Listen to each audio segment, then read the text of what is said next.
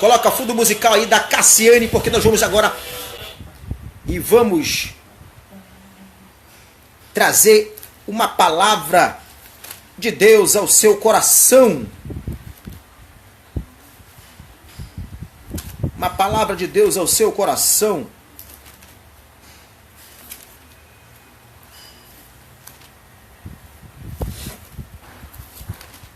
Uma palavra de Deus no coração. Convido você nesse momento a abrir a sua Bíblia Sagrada. Nós toda manhã temos esse giro de notícias e são exatamente 9h45. Estamos nos esforçando para ser mais cedo, mas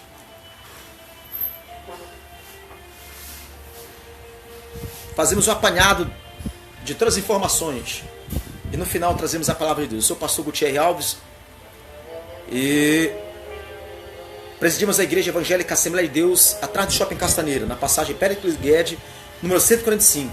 E você é nosso convidado para participar conosco de um culto abençoado. Hoje nós temos reuniões do círculo de oração. Agora, meio-dia, nós temos a nossa grande concentração do clamor do meio-dia. E você é nosso convidado. À noite também, a partir das 22 horas, das 22 às 23, grande oração. Oração pela sua família. Você da Redondeza aí do Castanheira, nós temos oração. Está sendo o Shopping Castanheira de 10 às 11. De 10 às 11. Queremos mandar um abraço apertado aos nossos irmãos ali da cidade de Igarapiaçu. Que Deus abençoe. Deus abençoe os irmãos da cidade ali de São João da Ponta. Nossos irmãos que nos acompanham por todo o Ceará, Fortaleza. Ali em São Paulo, Rio de Janeiro. Deus abençoe os irmãos que estão nos assistindo. Abra sua Bíblia em 1 Crônicas, no capítulo 13. 1 Crônicas, capítulo 13, versículos número 1. 1 Crônicas, capítulo 13, versículo 1, que diz assim: E teve Davi conselho com os capitães dos milhares e dos centos, e com todos os príncipes. E disse Davi a toda a congregação de Israel: Se bem vos parece, e se vem isso do Senhor nosso Deus, enviemos depressa mensageiros a todos os nossos outros irmãos em todas as terras de Israel, e aos sacerdotes e aos levitas com eles nas cidades e nos seus arrebaldes, para que se ajuntem conosco, e tornemos a trazer para nós a arca do nosso Deus, porque não a buscamos nos dias de Saul. Fundo musical de reflexão. Nós temos um texto sagrado nessa manhã e queremos compartilhar com você esse texto. Ele faz menção de um período do Reino Unido da nação de Israel. Israel reinou, Israel teve a durabilidade do Reino Unido por um período de 120 anos. 120 anos Israel passou unida e alcançando seu apogeu no reinado de Salomão. 40 anos Saul reinou, 40 anos Davi reinou e 40 anos Saul reinou. Totalizando aí 120 anos. Paul Rolfe chega a chamar isso de período áureo na história de Israel. O primeiro monarca constituído por homens em Israel foi Saul. A monarquia era um sistema de governo onde os reis vão passar a liderar o povo de Deus. Antes da monarquia, o que regia a nação era um governo chamado de teocracia. Deus no controle, Deus governando, Deus comandando, Deus orientando, Deus aconselhando, Deus instituindo, Deus guiando. E a Bíblia diz que em certo momento o povo de Israel olha para as outras nações, os jebuseus, girgazeus, cananeus, e veem os filisteus, e veem que essas nações têm reis e queriam para si reis. Nesse interim, Saul, um jovem esbelto, Samuel, um profeta velho, já não estava dando mais suporte como dara antes, quando era mais novo, a todas as 12 tribos. As suas viagens ficaram mais cansativas, mais escassas. E o povo, sob esse pretexto, chegou diante de Samuel e pediu um rei. E Samuel, homem de Deus, consultou o Senhor, e o Senhor disse de maneira para que Samuel não se entristecesse o coração, que a decisão do povo em pedir um rei não era que estariam rejeitando a Samuel, mas rejeitando ao próprio Deus. E a partir desse momento,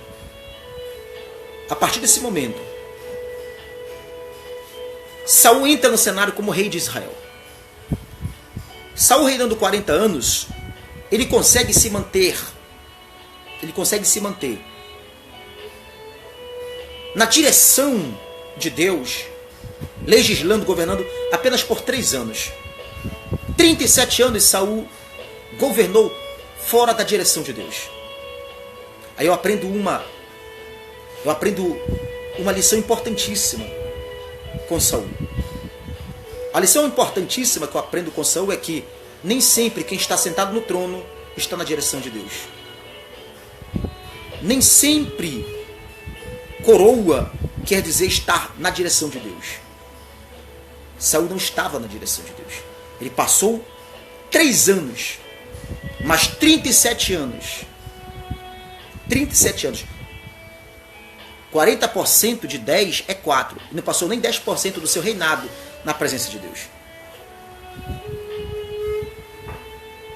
E para ir para as batalhas, principalmente na sua última batalha, quando ele já havia sido reprovado pelo Criador, ele levou a Arca da Aliança. A Arca da Aliança era um dos utensílios do tabernáculo, dado pelo próprio Deus a Moisés lá no Monte Sinai. O tabernáculo seria uma manifestação e uma representação de que o próprio Deus estaria no meio do povo. Tanto é que quando você olha para a distribuição das 12 tribos, elas se distribuíam ao redor do tabernáculo. 3 tribos no leste, no oeste, no norte e no sul, totalizando 12 tribos. E como a arca era a representação de Deus no meio do povo, eles tinham a segurança que Deus era no meio do povo, que Deus era com eles.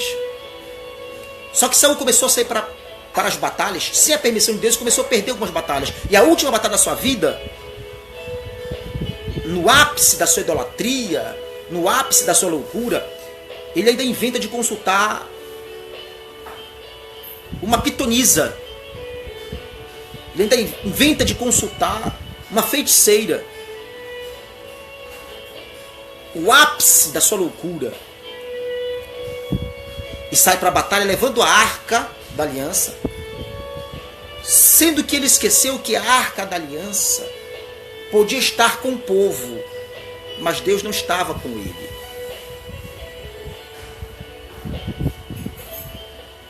A Arca da Aliança representando a presença de Deus. Deus tinha a capacidade de dar vitória para o povo de Israel? Tinha. E aí nós encontramos exatamente a questão das leis divinas sendo obedecida pelo próprio Criador, que instituiu essas leis. O livre-arbítrio, Deus não interferindo na decisão do homem. É por isso que o próprio Jesus Cristo disse: muitos dirão, Senhor, no teu nome preguei, no teu nome curei, no teu nome orei pelos enfermos. Mas que na verdade você fez isso, mas estava fora da presença de Deus. E eu sempre digo assim, muitas das vezes quando alguém falece e há uma cerimônia fúnebre e somos convidados para fazer essa cerimônia fúnebre na igreja ou em outro local, começamos a nos perguntar, ali naquele paletó de madeira morreu um crente ou morreu um salvo? Porque muitos morrem como crente, mas não morrem como salvo, que são características diferentes. Saul morreu como crente. Morreu como crente. Mas as suas atitudes não eram de Saul. Saul morreu como crente, mas suas atitudes não eram de Saul. De certo que se perdeu-se a arca. Agora Davi, após a morte de Saul, o povo o aclama como rei de Israel.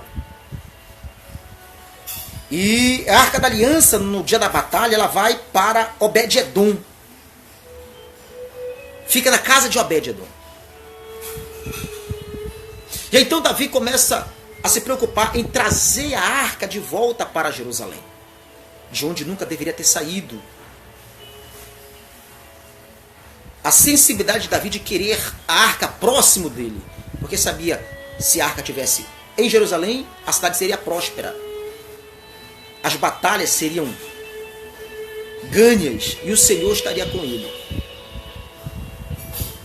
E Davi então chamou seus conselheiros, os seus capitães, seus ministros. E eles chegaram à seguinte conclusão: de mandar mensageiros por toda Israel. E detalhe, Davi era rei, mas chama os seus súditos de irmãos. Davi se igualando a eles. E reconhecendo que Deus sendo o governador de todas as coisas. E isso soa bem aos ministros. Soa bem aos ministros. E eles vão atrás, vão em busca da arca, para trazer a arca novamente. E eu começo então a aplicar essa palavra para o teu coração. Você deixou de cantar, deixou de pregar, deixou de orar, deixou de congregar, perdeu a alegria da salvação, perdeu o sentido da vida por um problema que se levantou, por tantas cabeçadas que você tem dado, tem entrado por portas achando que era a porta, mas era uma porta, não era a porta, tem se decepcionado, tem dito, tem falado, tem agido, tem pensado, e tem se distanciado a cada dia da presença de Deus, se distanciado da arca. O teu corpo é templo do Espírito Santo. Se a arca era o local onde Deus se manifestar no meio da arca, o teu corpo é o teu templo, de onde Deus está no meio, no teu coração.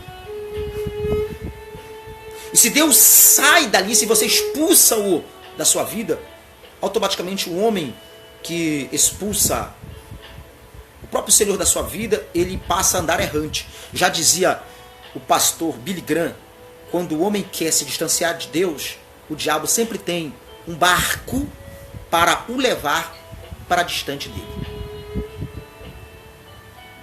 É o que tem acontecido. Muitos têm entrado em barcos e têm ido a esmo, para distante. E o Senhor vem com uma palavra, vem com um convite, vem com um folheto, vem com uma oportunidade. Mas está na hora de você parar para pensar, dizer aonde eu errei, aonde eu caí, e voltar, e resgatar a presença da arca para a sua vida.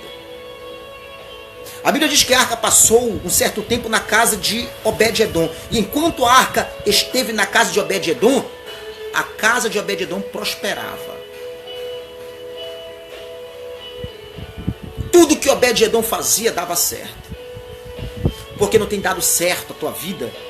Porque você mandou embora o segredo da prosperidade, que é o temor ao Senhor, que é o próprio Deus, que é o próprio Senhor. Ele que nos fortalece, que nos orienta, que nos protege, quem nos abraça, que nos guarda da madrugada, numa cidade tão violenta. Se o Senhor não nos guardar, quem nos guardará? Volte a cantar, volte a congregar, volte a dizimar, volte a ofertar, volte a trabalhar na casa de Deus, volte a ler a Bíblia. Quando você ler a Bíblia, ela te afasta do pecado. Se você não lê a Bíblia, o pecado se aproxima de você. Procure conhecer as Sagradas Escrituras. Peça perdão a Deus. Ele está pronto a perdoar. Está pronto a estender a mão a você que tem errado. A Bíblia diz que o cair é do homem, mas o levantar é de Deus. Todos estão passivos a cair. Não podemos viver uma falsa religiosidade. A religião, ela nos afasta de Deus. A religião nos afasta de Deus. Pelo contrário, quando muitos dizem a religião nos aproxima, não, pelo contrário. Até porque a palavra religião ela vem de religare. Sim, religare, do latim religare, que seria voltar à essência novamente. Mas na sua maioria, na sua essencialidade, obedecendo o princípio da essencialidade, a religião ela produz a religiosidade. E todo religioso ele mata pela sua fé. E aquele que mata por causa da sua fé